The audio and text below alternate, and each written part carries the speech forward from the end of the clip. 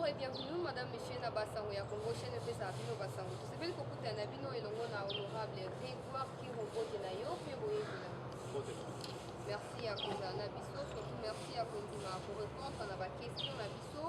Nomination du Premier ministre, pourquoi les choix de Sama Lukonde et Outina Nini Poezalaye après discussion entre MLC, entre Ensemble et Moïse Katumbi.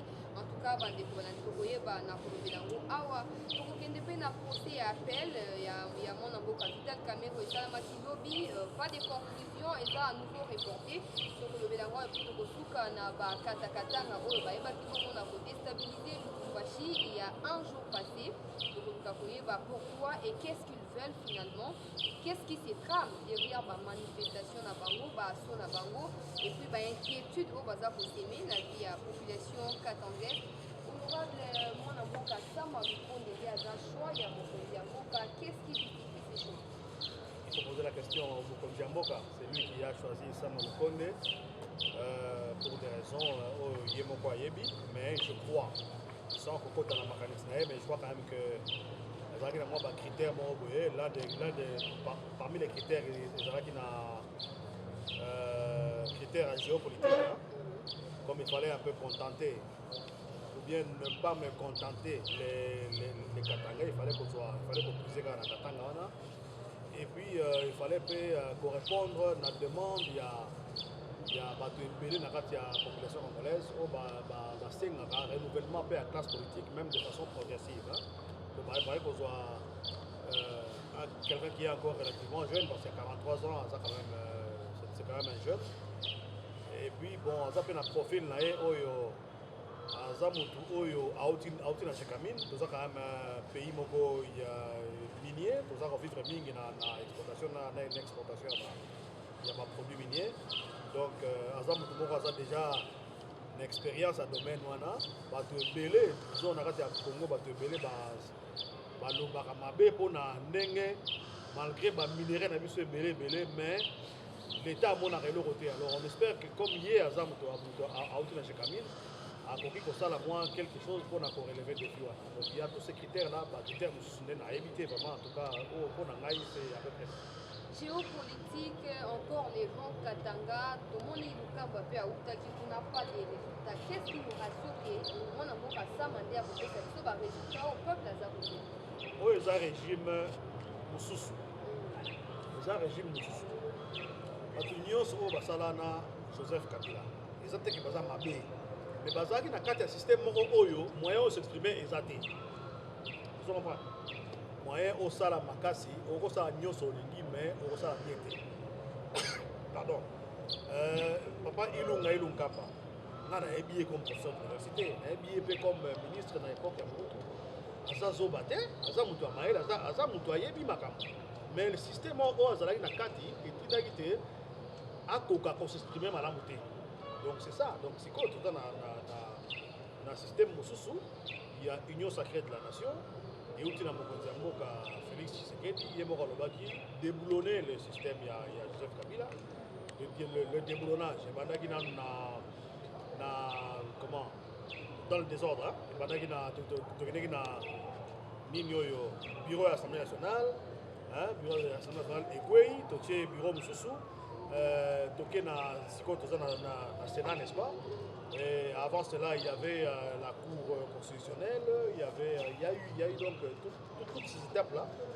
C'est quoi, tu communes à niveau Oyo, tu communes à gouvernement Oyo, tu en place, et ça, gouvernement, il y a union sacrée, il y a un moko.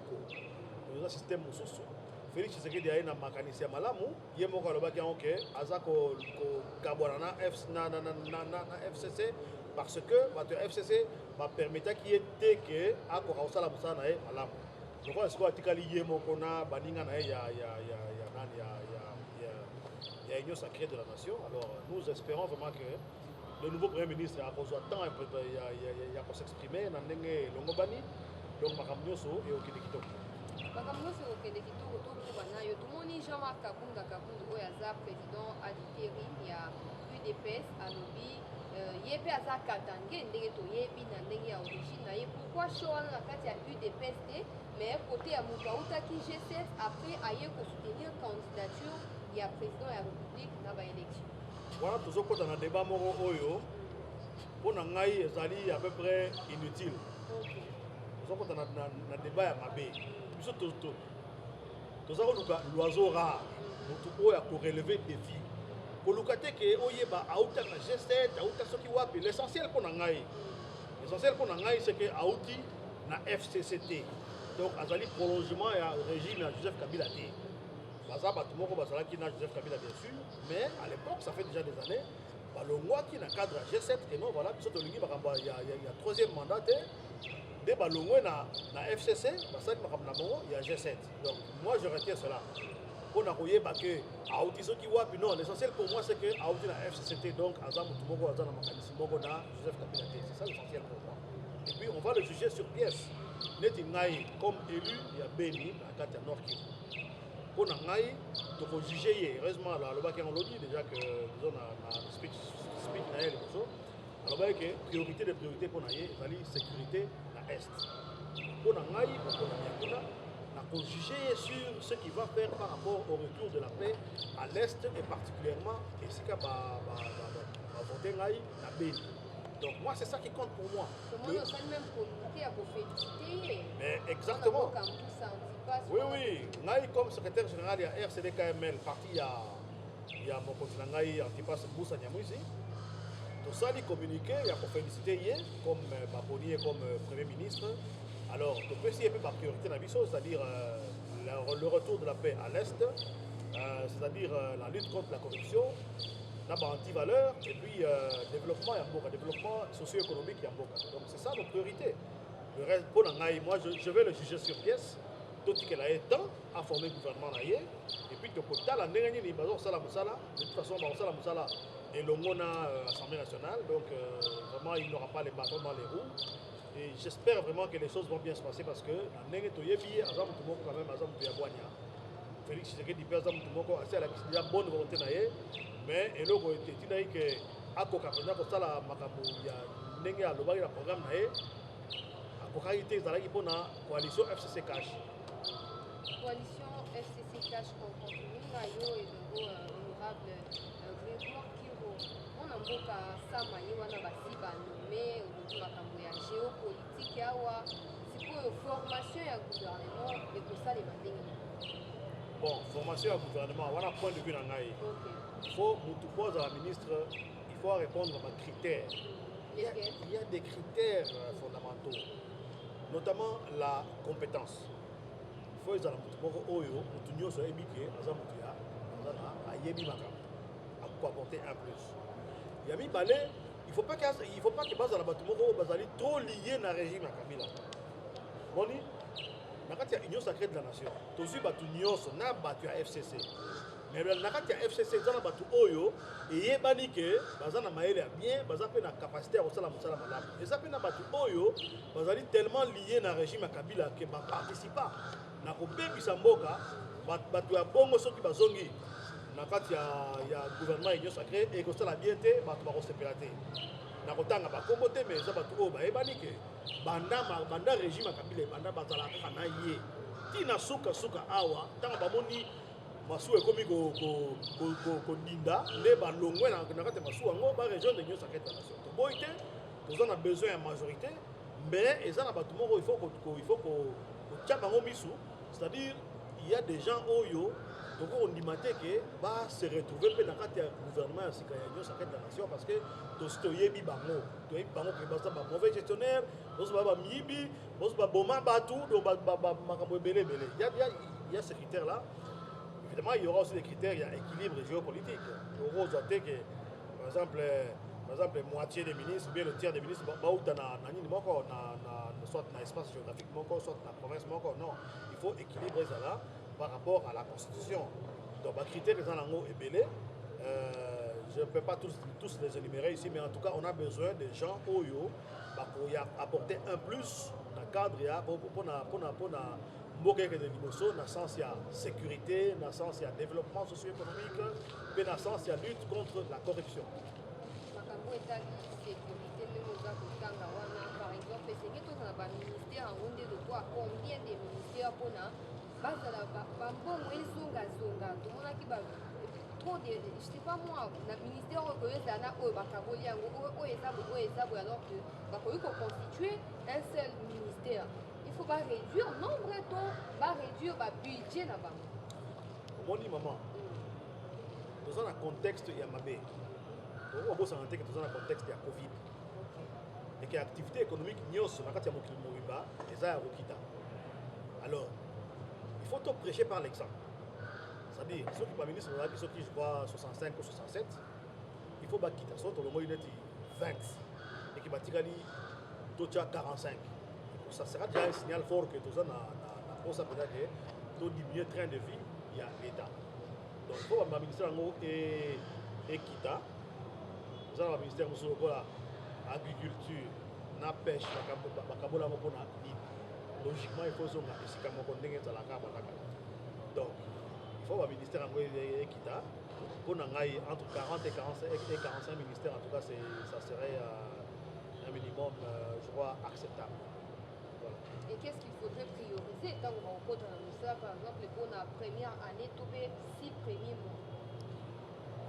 Il y a un programme au gouvernement, au Premier ministre, à défendre.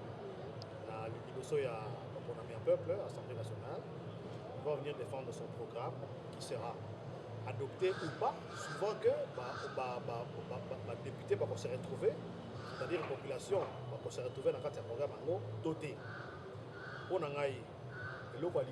faut que les gens aient l'ongo, donc, lutter contre la sécurité, notamment à l'est de la République, et puis que boucher tout nyoso, que mon l'État et Ibama, et que ne bébé n'y a pas caisse, il y a trésor public. Donc, pour nous, c'est ça les deux actions phares qui doivent être menées au même moment. Parce que, si on bon dans un contexte de il y a Covid, avec le budget, d'abord le budget de la Moké Makasi. Alors, ceux qui sont gangatés, ceux qui sont bloqués, la source, il y a mouillité, en tout cas, donc, il faut maintenant c'était dans la lutte contre la corruption, c'était dans la réforme au salaire, l'entreprise de l'État, la régie financière, comme dans moins performance, il y a bien. Donc, il faut aller que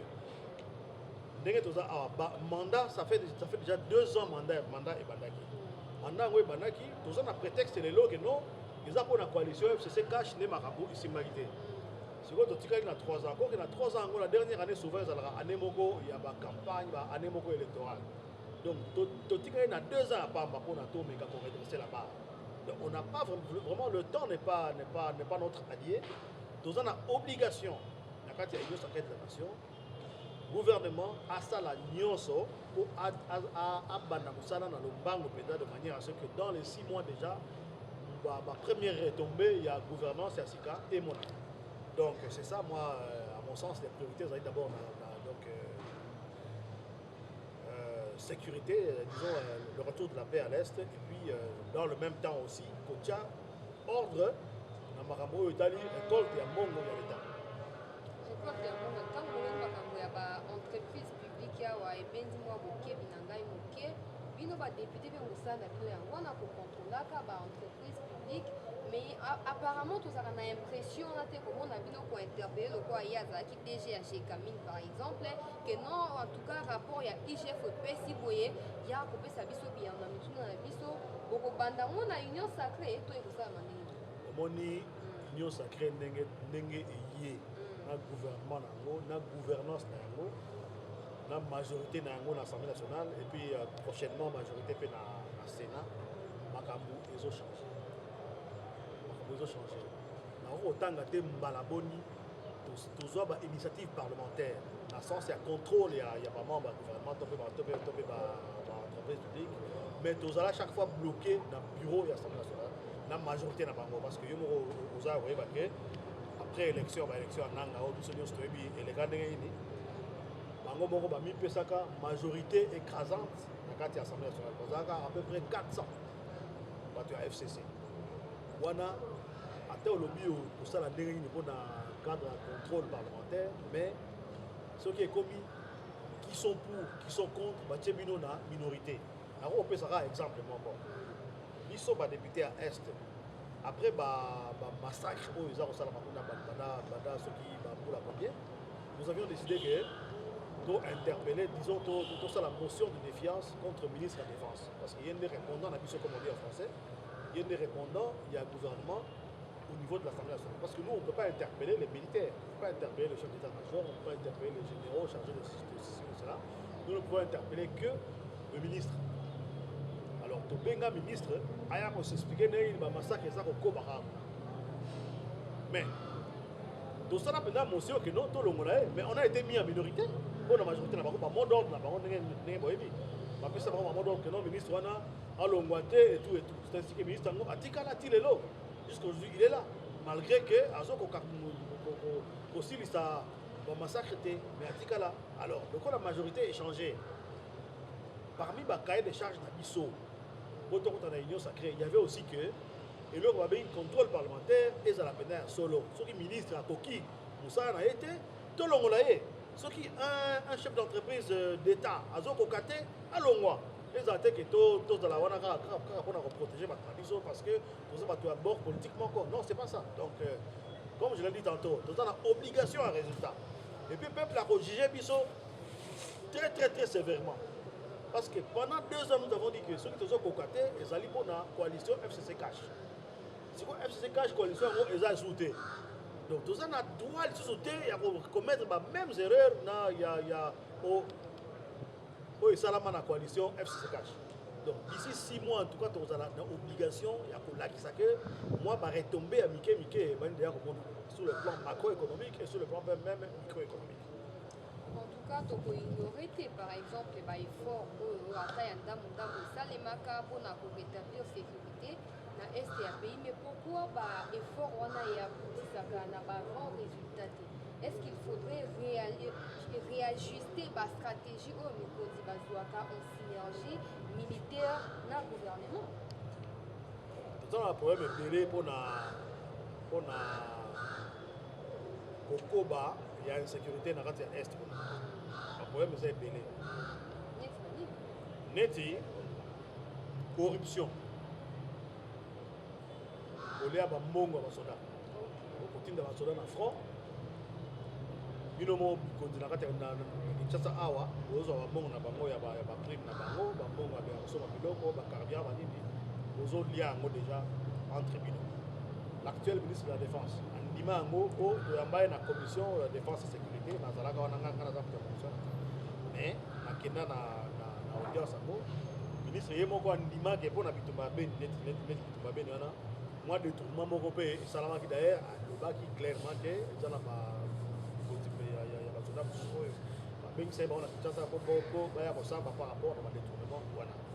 ça c'est un problème réel les gens. Problème au souper zali nakati ya armée na biso. Armée na biso armée moko au babeli na français une armée hétéroclite. C'est-à-dire bazoa ba armée ya ba rébellion na armée gouvernementale à l'époque wana ba sangisa bango nyonso de ba komisa ngo FRDC. Ba la ba rébellion lokwa ba après réunification, il y a M23, il y a CNDP, au nom de la paix, en tout cas les résultats sont là. Au nom de la paix, y compris les étrangers. Parce que tout ça, il y a des étrangers dans l'armée. Et aussi avec un militaire, tout ça, servant dans l'armée ougandaise. L'armée rwandaise, l'armée congolaise. Au moment où les soldats ont servi dans 3 troupes différentes. Donc c'est un problème où ils ont l'armée. Donc c'est vraiment total purger un peu l'armée. Mais autre chose, FRDC c'est une bazawana de l'eau, pour les armées ils ont réforme à 4.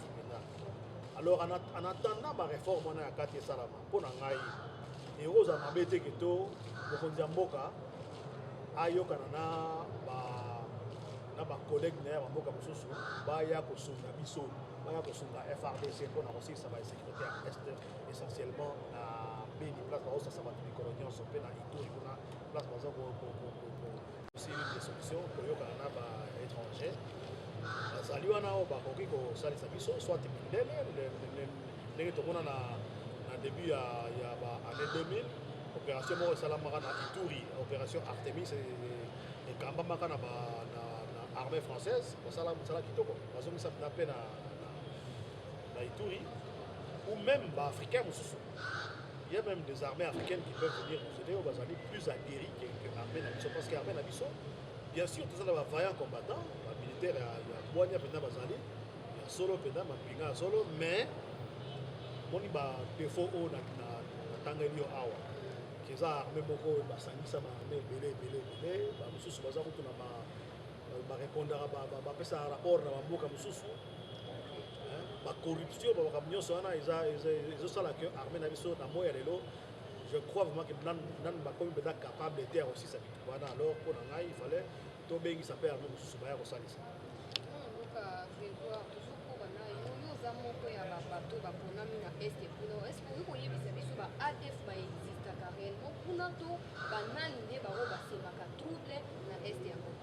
Mais maman, il faut que vous soyez honnête dans la vie.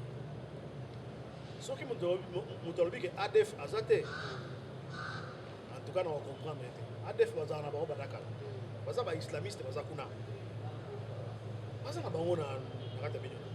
Tangu FRDC elongona na ba troupe ya MONUSCO ba ko attaquer ba kuna parce que parfois ils attaquent aussi. Donc ba attaquer kuna. Oyoka ko ba su ba bastion ba Madina, soki ba Mwalika, ba bastion na bango ya ba ADF. Hein? Bazwaka pina bilembo oyo elakisi ke ba islamiste baza wana neti ba Coran, neti ba verset na bango ya ba Coran wana na ba vidéo na bango ya ba entraînement ya ba propagande na bango baza na bango kuna. Mais le problème, la question qui se pose, c'est celle de savoir est-ce que ba ADF wana ba islamiste baza bango moko nde baza ko sasa. C'est ça la question à laquelle le gouvernement et notre armée n'ont jamais été capables d'apporter une réponse. Parce que d'après ma témoignage, belé, baza bango moro tende basala bakwana. Ils appellent na bango soso au bayaka sous couvert ya ba EDF, mais en réalité baza bango te toko tanga net. Ça va supposition. Normalement ce sont les services de l'État, les services de renseignement civil et militaire, il faut pas payer ça et il y en a solo. Et ça, on dit depuis quelques années. Tout le monde a un phénomène où il y a des déplacés, des migrants, soit 10 ans, soit 10 ans, Congolais, dans le territoire, c'est autour de la Nord Kivu. Alors que ma témoignage est belé, le banque, Bazaba, Baya, Baya Kandena, autour ou Massis, Somi, carte, la mission n'est pas facile que je suis feuille de route pour d'abord se déplacer, soit disant pour Ituri pour la place à la Bilanga, mais en réalité, Baza Batuba Outa, Rwanda, Togo, Tanga, Rwanda. Et le Baba fait que ils appellent Batuana, Moussou Oyo, Bauta, Nabakan, à réfugiés, la Tanzanie. Bon, période, l'équipe à Moula, ce qui est mis ça tout le gouvernement tanzanien a décidé de Bengana tous les Rwandais au Bazalaki, quand il y a un camp de réfugiés là-bas. Donc, on a Kimia, ils ont et que les Rwandais, les ratés, ils ont encombré sous Bango pour Bazalaki.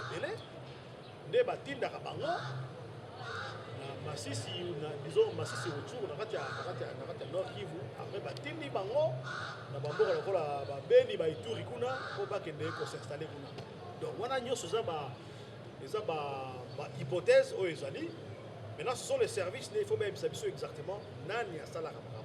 Il y a des déserteurs. Il y a des déserteurs, il y a FRDC. O bango pe bazakuna. Bazakuna, bazape kaka. Batuna bango kaka. Déserteur FRDC bakota za bakuna place nini ne bakenda kuta na ba ADF ya solo na ba ADF ya lokuta wana nyoso nde eyeba na raté. Donc l'un des grands échecs du régime Kabila c'est d'être incapable à koyebisa biso exactement nani aza kosala kati ya B parce que la version est changeable. Nous avons la 6e version. La 6e version, c'est que ce sont les islamistes. Il y a LIF, LIF, comment MTN. Ils ont Mboka, c'est-à-dire autochtone. Ils ont ceux qui banane, donc la version est belé. Il faut aussi disons, gouverneur c'est Sika, côté la Mosideur à Kabou, Baloba, exactement, comme ça, tu peux combattre. Makambo etali Rwanda en tout cas ebekisa mwa bayikeli baku na kati ya peuple congolais. François Beya oyo aza conseiller ya mokonzi ya mboka na Matali sécurité aza sikoyo na Kigali kuna esika baza na bareunion ya makambo etali toujours sécurité à l'est du pays. Nabi te ke yo koma François Beya te me yo pesa biso compréhension na yo na déclaration oyo ya mwana mboka alobi nous sommes ici pour défier les mondes, en particulier l'Occident, qui ne veut pas que nous parlons et travaillons ensemble avec nos frères rwandais. Voilà, il faut répondre à... Il faut expliciter. Moi, je n'ai aucun commentaire à faire par rapport à ça. Tout ce que je peux dire, c'est que Tolinga, Rwandais, Rwandais, Congolais, il y a Brazza, Centrafricain, Ougandais, Soudanais, Tanzaniens, il y a voisin de Bissau. Bissau Tende, Tostenga, qui est voisin de Bissau. Voisin de Bissau, nous avons l'obligation de la peine. Nous avons choisi, il faut que nous voisin moyen pour tout Yokana. Au bazar, nous devons faire comprendre que ce n'est pas ça la meilleure solution. Parce qu'un Congo instable, et qu'on peut s'instabilité, la plupart il y a des par rapport à Bissau. Donc ce qui Congo est une implosion. Ce qui Congo est baby, Congo est comme ingouvernable et que nous avons répercussion à paix, nous n'avons pas. Donc nous avons l'obligation de faire la paix. Maintenant la paix en question ne nous empêche pas qu'on mette à cette place où tout le monde dit que non, yo, on a retrouvé sa mission, photo, zone, c'est un aliment que non, ils ont bien été marqués sur ça là. Donc c'est ça, moi je ne vais pas faire de commentaires par rapport à ce que en octobre 2018, avant l'organisation et l'élection générale d'Angola, nos frères congolais qui expulsés d'Angola, sont posés à rappeler aux avocats et à députés. Au Congo Brazzaville, sauf qu'on m'y rappelé, vous voyez, qu'il y a quelques années en arrière, il y a qui n'a pas expulsé les Congolais. Relation et en photo, il faut avoir un biseau de devoir, il faut la gagnant-gagnant dans 4e année. Relation, il faut la gagnant-gagnant. Maintenant, si vous avez un avis sur les années, vous avez un avis sur les années que vous avez un état, comme on dit, un état faible. Nous allons imprimer ma capacité, le service d'avis sur le renseignement, passoire, le service d'avis sur l'État, la nationalité, la moutonio, sur même les Arabes, la frontière d'avis sur les alliés contrôlés. C'est ça qui fait que nous soyons un état faible dans le monde. Donc, nous avons une obligation. Nous avons une coopération gagnant-gagnant dans la voisin de Bissau. Mais, nous avons une obligation, Bissau peut être ordre et pas une Bissau. Nous avons dit Congo Brazzaville. Les hommes ont à peu près 4 millions d'habitants. À un moment donné, tellement Pierre Canabiso Awa, chômage, crise de Awa, l'union sont presque tendance à reculer.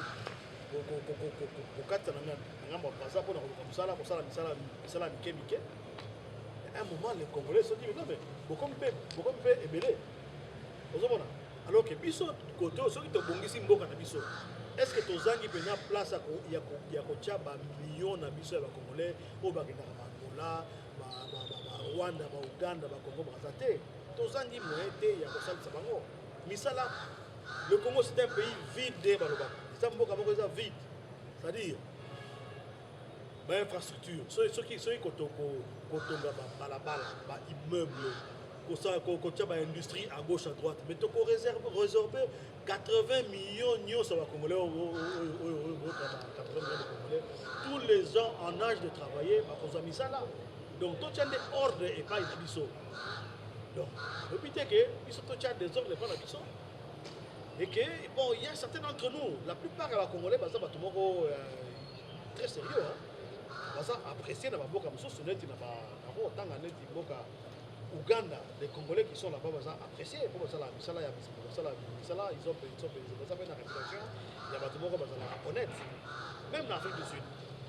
Afrique du Sud, tous les Sud-Africains sont d'accord que les Congolais, la plupart des gens,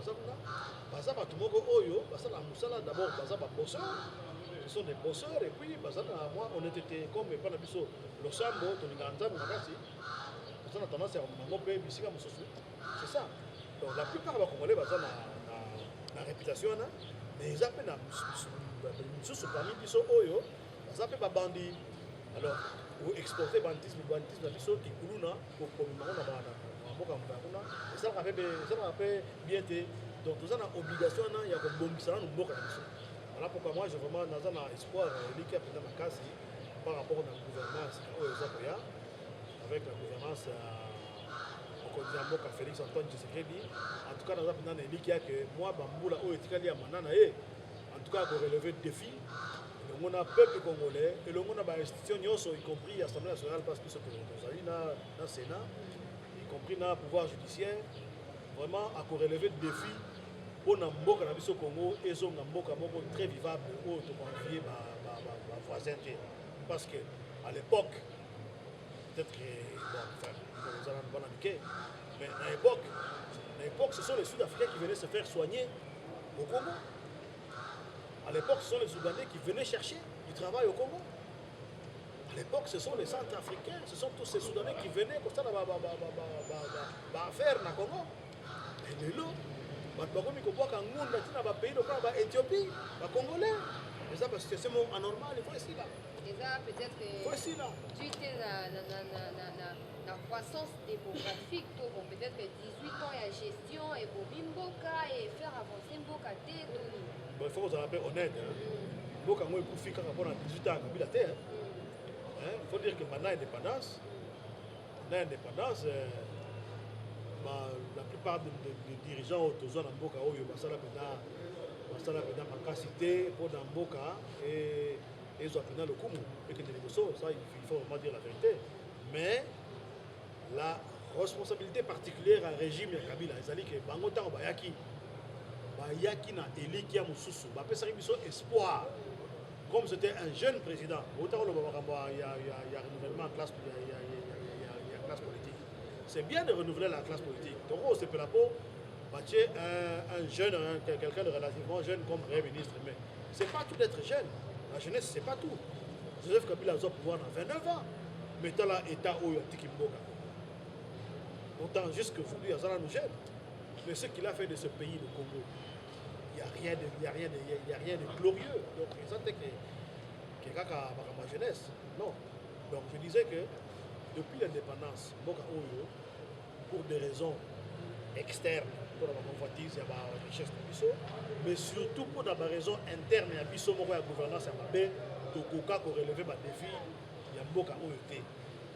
De sorte que les autres commis pendant dans Mokila, il y a Afrique, et ça va passer. Et là, il y a une responsabilité particulière. Il y a le président Joseph Kabila dans le régime parce que Bisso Nyoso, tant que Mobutu a le pouvoir, de se payer ma casse que non, en tout cas, RSI que ont banni. Osez Laurent Désiré Kabila, soit qui tentait, il y a un programme en œuvre. Mais Joseph Kabila, avec 18 ans, ça, il a le pouvoir, soit qui tente Nyoso, il y a un bon Mboka, mais tu es comme mon accueil. Aye kotika mboka ezana se ya ndenge mboka Mobutu atika kango eloko babengi corruption toyeba ke régime Mobutu bazaki ba corrompu moko osakana te na kati ya mokili aye bana vraiment que régime Mobutu eza parmi les régimes les plus corrompus mais corruption oyo Kabila atiki na mboka oyo après 18 ans de gestion ezali corruption ya régime Mobutu x5. Ah bon? Oui. Votre biso bato vivant époque Mobutu na période oyo ils ont makambo tout le monde na oyo ezalaki impossible na époque. Donc c'est ça qui me fait dire que le président Kabila avec clic a une responsabilité particulière na kati ya dégringolade ya mboka na biso. Procès en appel et à Mboka Vital Kamerhe et Kakidori dimanche dans la soirée ayabaki na continuer procès merci et pas na baongo basala ki prière mpona kosenga libération na ye mpona kosenga justice ya nzambe esalema epuis ayebaki koyebisa bato ke akozala wana mpona koparticipe to koassiste na procès en appel. Mais à la surprise de tout le monde, l'autre avocat n'a pas à nouveau qu'il était malade et empêché de venir. Depuis qu'il était malade, il y a plus de 2 mois aujourd'hui. Pourquoi Azo soit pas soin approprié? Bon, malade, moi, que c'est bien. Nous allons aussi là un jour, nous sommes là dans une semaine, nous sommes dans 6 mois, nous sommes dans 2 ans. Donc, on ne peut pas s'appuyer sur ça pour dire que non, comment ça va quitter. Ce qu'on va quitter, ça veut dire que ça est effectivement malade.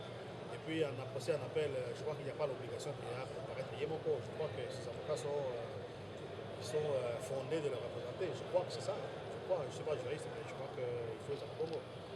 Alors, ma prière, c'est la magie pour y pour ngai za mabete ma prière on a qui passe à la prière mais pour ngai je crois que la prière avait été orientée en ndenge que procès en appel à la procès moko équitable oyo soko capital de capital caméra sala kimbeba azala disons convention na ezala confirmée et ceux qui azala kimbeba te s'il s'avère qu'il s'agit d'un procès politique que va acquitter sa mode du fort. Donc pour ngai c'est ça le sens de la prière on a. Qu'est-ce qui fait que le procès nous a repoussé apparemment parce que lobby visiblement l'avocat naïe bazalaki d'accord qu'il y avait des irrégularités lors il y a procès là même l'avocat est parti civil pour lobby non il y avait des irrégularités mais à la fin ils n'ont pas pu conclure. Non mais c'était qu'une audience ça quand audience moi j'ai qui a monté parce qu'apparemment ils ont qui peut retransmis dans la radio télévision donc je ne connais pas les détails de l'audience et à lobby mais je crois savoir quand même que audience à l'obinde reporter on a procès c'est juste l'audience qui a été reportée pour des raisons que j'ignore je crois bien que ça comme les gens qui retransmittaient mais bon en tout cas procès audience monsieur et que peut-être que Vital Caméra est Vital Caméra à cause de la mon présent ou bien à cause de la présenter ceux qui sentaient qu'on permettre mais en tout cas procès il faut que des négociations et que justice à la qui s'appelle au-dessus de la mêlée, qui est indépendante, c'est tout ce que nous voulons. Nous avons dit que Mongo à l'État, ceux qui Mongo et Liamaki, deux bananes, il y a qui Mongo na biso. Parce que je crois savoir qu'il y a une disposition dans le code pénal au lobby ceux qui ne sont pas Mongo à l'État, ils ont été Kangaye Kaka. À part que Kangaye, il faut payer Mongo et Zonga. Donc c'est ça la justice. Justice à ça là. Justice à ça la musala naie comme il se doit.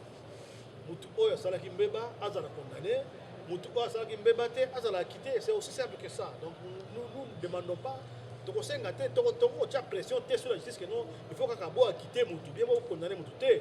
Dans le justice pour sala musala bino. Ndenge ya malonga.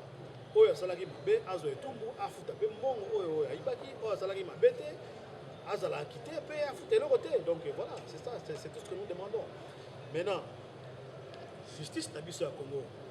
Il faut bailler que il ne s'agit pas seulement de condamner Moutouko bois comme Boloko. Il faut pas zongisa mongo. Ce qui mongo il y a maki. Bamongo ya bamongo na toto ka kisa ba millions et belé ya ba dollars. Hein? Peut pas au longo la prison quand boye puis à la fin du procès tout le monde dit que non mongo ngo place que ta yezo e banaki. Il faut eye banana suka procès que mongo ngo et que na place tel. Parce que soki ba lobe toto bi que to akieto to acquitter Moutoutel que Moutoutel azala acquitté c'est-à-dire que mongo et monana qui est qui retracé ndako na ba ki ya ba que basoki baso di moto soki pe ba ouvrage nini nyonso wana que mongo ekendeki effectivement na cadre wana ou bien ndenge nayokaki mokolo moko nani le prévenir libanais Jamal alobaki ke non ye bazofunde mpona bandako wana ya bapréfabriqué mais ye aza na bapreuve ke bapréfabriqué yango bacontener ekomaki soki na bord soki ya Dar es Salaam soki mpe ya Mombasa nazoyeba te donc voilà soki ah oui mais je sais pas pourquoi maintenant il faut tokota na mosito makambo qu'est-ce qui s'est passé et qu'est-ce qui se passe donc s'il s'est prouvé que mbongo wana bopesaki totiaki yango effectivement na commande ya bapréfabriqué wana eke makambo nyonso eza nango clair bon écoutez Voilà quitter. S'il s'avère que de la mission Vital Kamere, bah continuer la makamura pour faire à contrario, s'il s'avère que Baza est impliqué dans la carte Makamura, bah écoutez, ils devront payer. Donc voilà, la justice doit faire son travail en toute indépendance, la satisfaction de tout le monde. Et pour aller chuter, Katakatanga Baebaki n'a pour assiéger, puis il y a le dimanche dernier. Heureusement, faire des snaps qui vigilant, et pour barrer bango et puis pour sécuriser finalement la population na frontière na biso à partir ya Kasumbalé ça. Moi amoka Grégoire qui nous a moko ya député national ata boza na fief na yo bisiko ya ponaki yo mais okoki ko défendre toujours intérêt à nation. Est-ce qu'il faut dialoguer na bakatakatanga ou il faut seulement appliquer la force pour repousser bango? Pour ngai comme député national maintenant ngai faut permettre ngai que dans le gouvernement il y a beaucoup ça te que pour ngai député à béni faut le barama avec non le gouvernement mboka nyos le katanga fait partie des grandes de la RDC. Le Congo reste un et indivisible. Le Congo oyo bakote batikila biso Congo oyo ba perdre l'indépendance parce que dans ses frontières actuelles il faut que des politiques dans ce pays. Alors bato oyo balobi komo na bango nanu bakatakatanga c'est-à-dire baza basécessionniste bango bazolinga te bacontinue comme congolais bazolinga bazwa ndambo ya katanga soki mpe katanga nyonso bakomisa yango mboka bakomisa yango un pays à part. Tout cela, ça on doit condamner. Ce sont des sécessionnistes, il faut qu'on condamne bango. Maintenant, négocier avec des sécessionnistes, pourquoi? Donc négocier les conditions de la sécession ou on négocie quoi? Non. Et puis, baza bato moko, baza kozwa bana ya bato. Natala ba image ya fois passé mais mawa mingi. Bana mike, bana ba 15 ans. Baza kotinda bao comme de la chair à canon. Ce sont des criminels. Baza ba criminels. Et puis baza na makoki nini oyo elutinda keto négocier na bato. Baza na force nini? Baza na force aérienne. Baza na bachar. Kasi baza bato moko igaka bato ya. Baza na ba armement moko sommaire. Ceux qui passent service, il y a armée, police, etc. Ceux qui passent à l'union, ceux qui passent traquer sans problème. Surtout qui passent même pas dans la population. Il faut éliminer physiquement, comme ça on a la paix. Il faut les obliger passer à la reddition. Parce que moi je ne suis pas d'accord non plus. Il y a qu'à éliminer Bana Miké, Bana 13 ans, 15 ans. Ça, Bana Nabiso, on ne peut pas dire voilà, tout bon, bango, non. Bana Nabiso, mais quand même, j'ai une décision à propos de Sabino. Pas une décision, mais ce sont des mineurs. Il y a des mineurs parmi eux. Il y a des mineurs parmi eux. Il y a la convention et Zaliwana au lobby qui est mineur. Il ne faut pas qu'on considère comme militaires. Ce sont plutôt ceux qui les utilisent qui sont fautifs. Donc, il faut que là, comment ça la moi, éducation civique, pour faire comprendre que leur place est en classe. Leur place c'est à l'école, dans la société et pas parmi les bandits qui sont en train de vouloir faire une sécession au Katanga. La sécession katangaise est bandit mais bon, au début des années 60, il y avait une tentative de sécession, et ça là je crois une année et demie ou il y a 2 ans. Il y avait une tentative de sécession autour de Bakwanga, Kassai, Jemai. Et s'il a fait dans la Dengwana, en tout cas, l'une des forces du régime de Mobutu, c'est que Bazomi Sabi sur la unité, Tika Biso pe na unité nationale. Unité en gros, nous avons l'obligation de battre la Yango. Sika Oyo.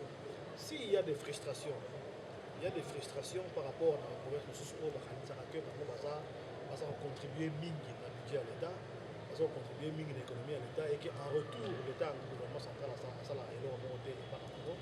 Ça, ce sont des choses dont on peut discuter. On peut discuter de ces choses-là.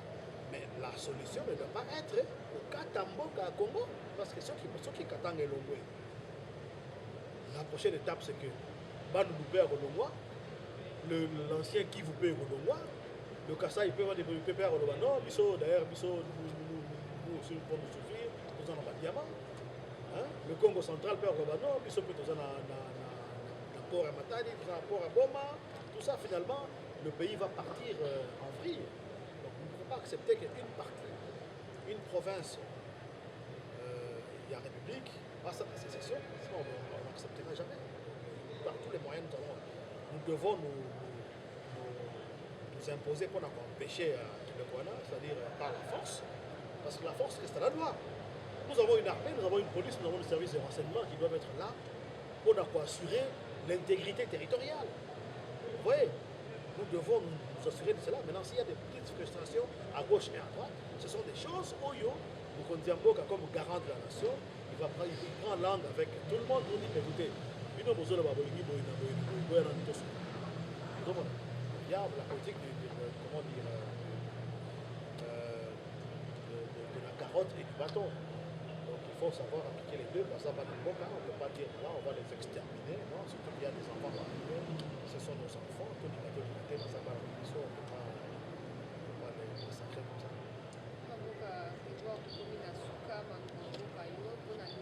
Un message à lancer surtout à vos collègues députés s'agissant des défis qui vous attendent pour les 3 prochaines années. Nous avons des défis énormes à relever. Notre chambre basse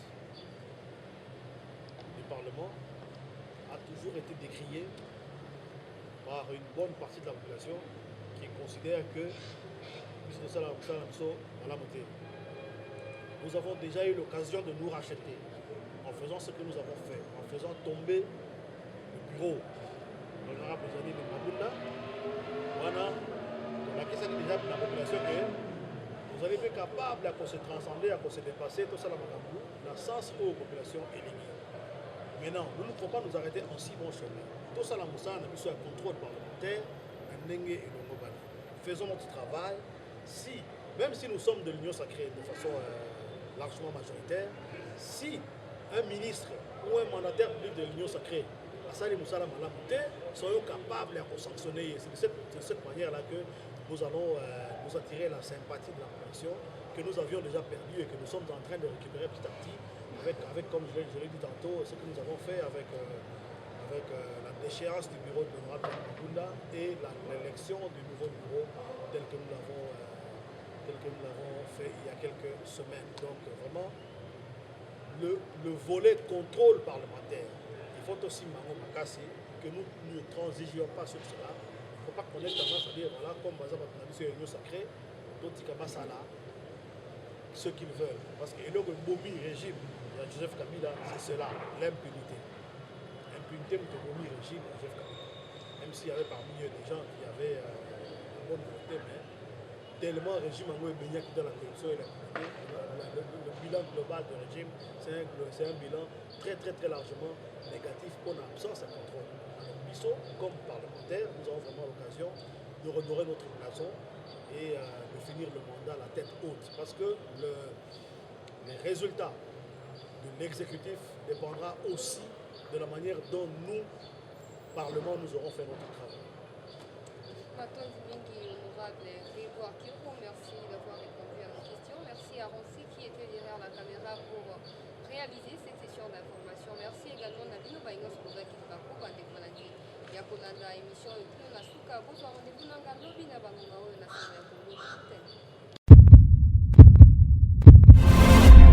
Eshima, votre magazine qui bat au rythme de l'actualité. Une réponse à vos besoins en information, un éclairage dans divers domaines. Impartial, documenté, instructif. Eshima au cœur de l'info. Retrouvez la nouvelle édition. Exclusivité, le professeur Willy Kitobo Samsoni maîtrise le secteur des mines et gagne le pari de la mobilisation des recettes publiques. Désormais membre de Cobalt Action Partnership, le ministère congolais des Mines a abattu un grand travail dans sa sphère.